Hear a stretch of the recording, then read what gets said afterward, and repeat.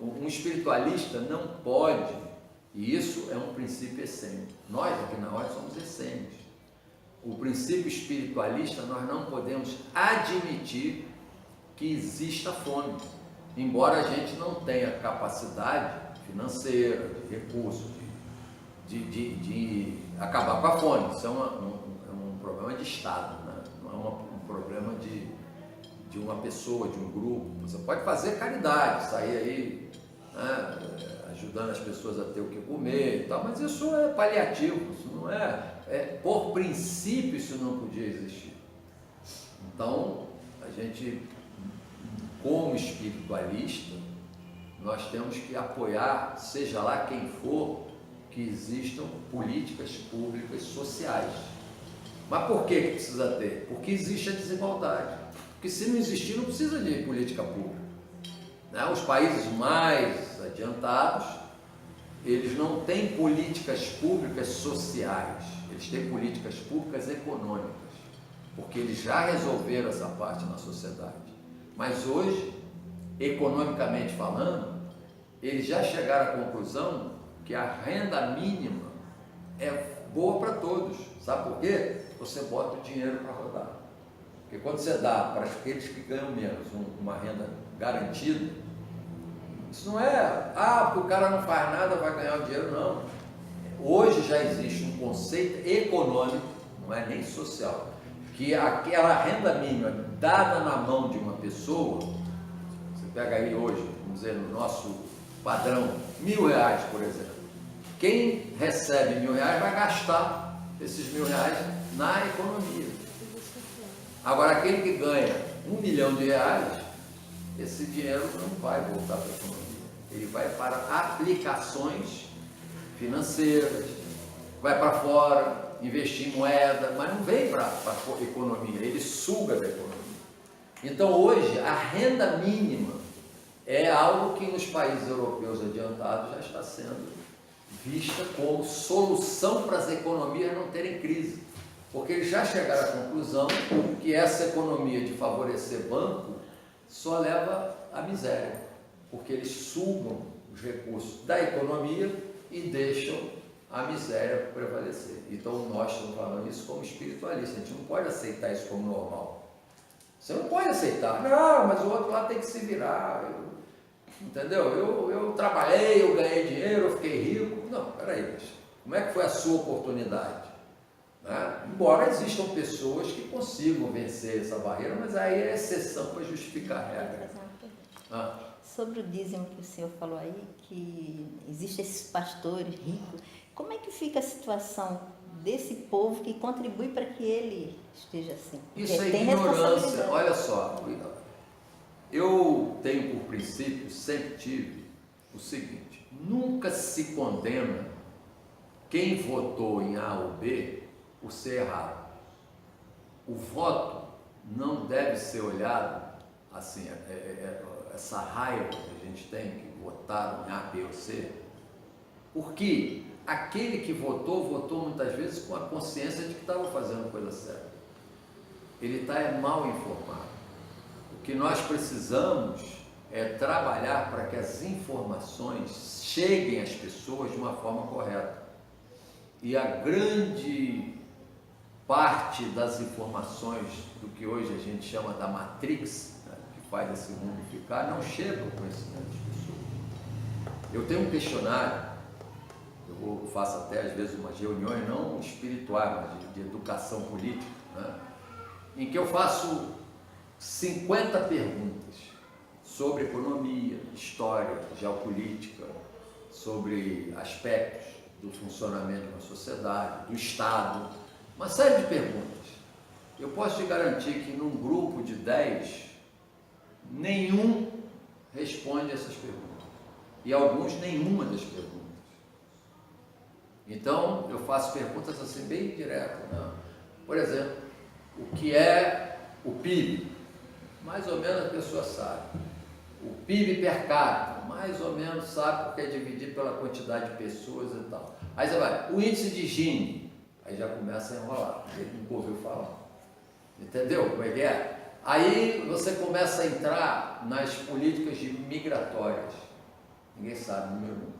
Agora, se eu perguntar, você sabe o PIB do Brasil desde 1984, 85, que foi quando começou a haver uma descontração da economia, para a gente analisar as políticas econômicas? Ninguém sabe. Não viu, não sabe. Você sabe o que é reserva cambial de um país? Sabe qual é a reserva cambial do Brasil? E como é que era essa reserva cambial numa época e em outra época? Aí a gente vai para a política do petróleo. Sabe o que é investimento a fundo perdido? Ninguém sabe. Não estou falando isso aqui porque são temas que as pessoas desconhecem, que são fundamentais para você saber a quantas andam. Aí você está pensando que isso é política? Não, isso é espiritualismo. Porque política, quando você diz assim, eu não gosto de política, você pode estar certa que você está sendo administrada na sua vida por quem gosta. Então, política é uma questão da natureza humana. Nós todos somos políticos. Quando você junta duas pessoas, já começa a ter política. Você só não tem política quando é você sozinha num paraíso que não tem mais ninguém. E mesmo assim, você vai conviver com os animais. Você tem que ter uma política com os animais. Não entra na área de domínio de um determinado animal, que ele, por mais tranquilo que seja, ele vai te atacar, porque você está entrando no território dele. Então você tem que obedecer essa política, entendeu? Então, o espiritualista não pode dizer que não vai se meter em política. Ao contrário, o espiritualista tem que se aprofundar na política. E hoje na geopolítica, que é o que está dominando o mundo. E se as pessoas estudassem, não ia ter essas discussões frívolas aí, que fala de fulano e beltrano.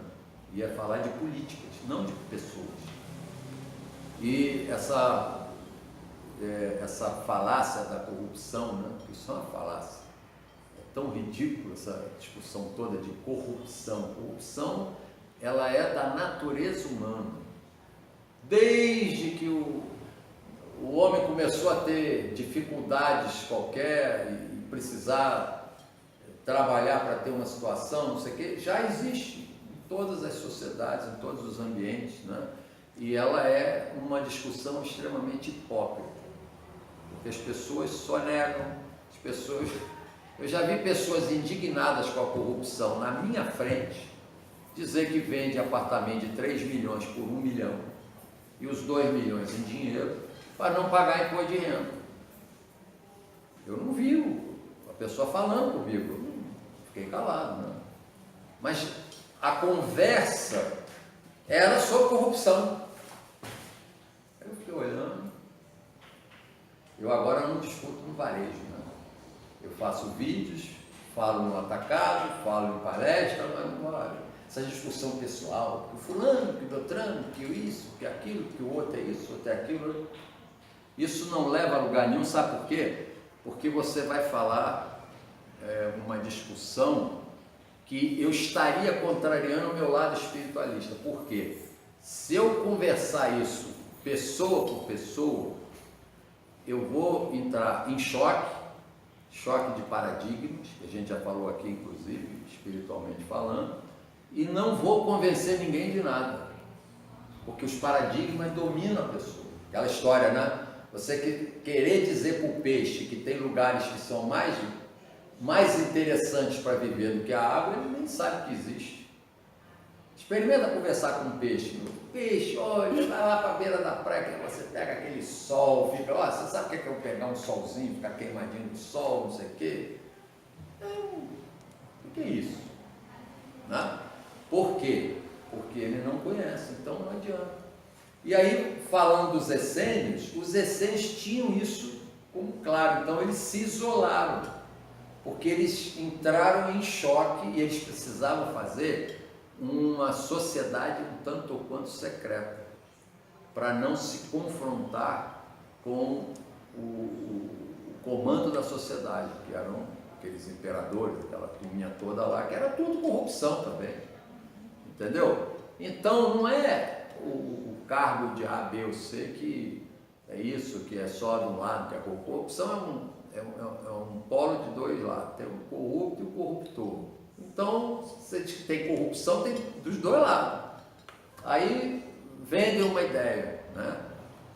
Mas existe uma ideia maior que a gente precisa estudar, e essa ideia é macabra, que é uma ideia de as sociedades desmontarem o Estado.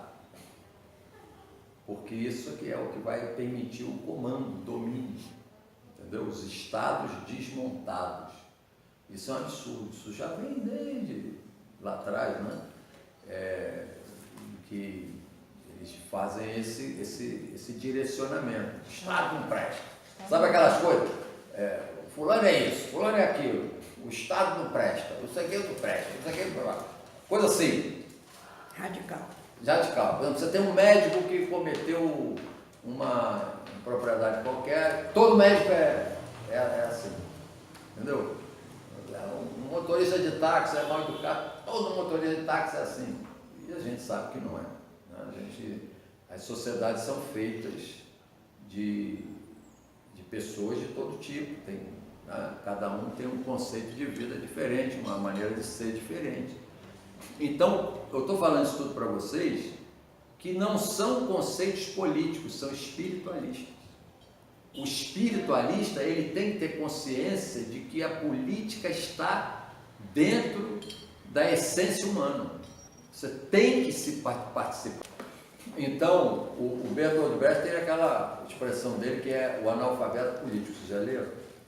E que o analfabeto político é exatamente aquele que não vê que a política é que bota o feijão na mesa de cada um. E se você acha que não gosta de política, você não vai saber de onde vem seu feijão, se seu feijão é transgênico. Por que o transgênico passou? Por que hoje nós estamos sendo intoxicados pelos transgênicos? Porque as pessoas não se interessavam por política. E quem se interessava votou leis, e agora vem leis aí para acabar com o Ministério do Meio Ambiente, vai juntar com o Ministério da Agricultura, para ter todas essas coisas que as pessoas vão sofrer as consequências, mas porque ninguém participa, as pessoas falam. Então, os essênios, eles tinham aquela unidade de participação, entendeu? Então, essa é a questão que a gente precisa entender sobre isso aí dos essênios. O essênio é um povo, foi um povo eminentemente político, porque todos eles participavam. Era aquele negócio democrático, verdadeiro. O que é democrático? É o governo das pessoas, do povo. E democracia, ela não pode ser relativa. Ou é democracia ou não é. Você não pode ter grupos dominando. Você pode ter maiorias, mas mesmo quando você tem maiorias, você tem o respeito às minorias, que é diferente. Não, eu sou maioria, agora aquele grupo ali não vai comer. Então não pode. Isso é um direito da minoria. Né? Então a gente tem que ter esse princípio essênio de que todos têm que participar.